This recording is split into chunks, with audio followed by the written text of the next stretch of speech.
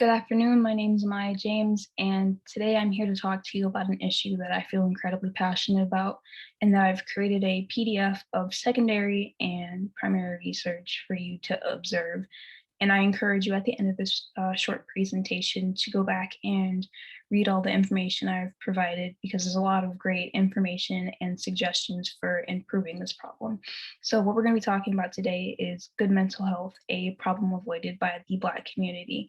Now, what I mean by a problem avoided by the Black community is that Black people from a young age are consistently taught that they can't talk about their feelings, and outside of the community, it's dismissed as angry or violent. So it really makes it hard for people within this community to discuss all the issues that they're dealing with, especially in this day and age. There are a lot of systemic barriers that are placed disproportionately placed against Black people, and that includes the homeless population, the prison population, and the foster care system. And as you can see over here, it just shows that there are a big percentage of these populations are unfortunately Black people, and it's incredibly detrimental and needs to be worked on in order to improve on mental health.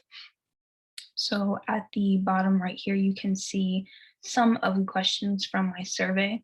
There were 11 questions and 25 people took it.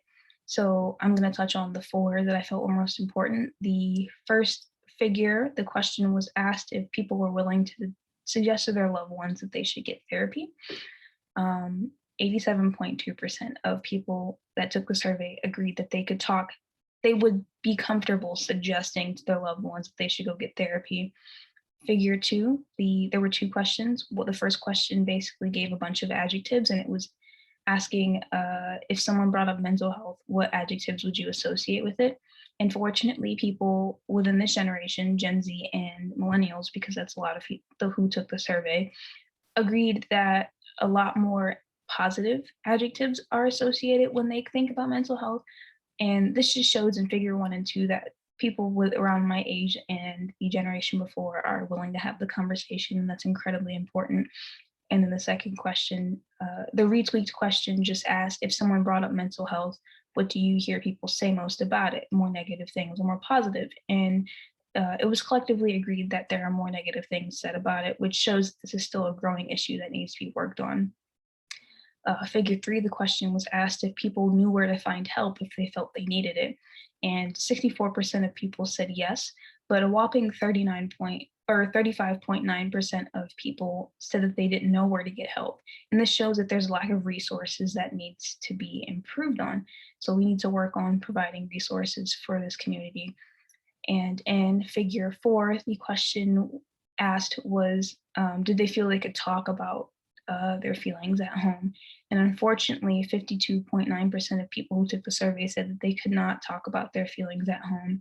And this just circles back to what I mentioned earlier, is that Black people are constantly raised to not talk about their issues, and holding that stuff in is not good for your mental health.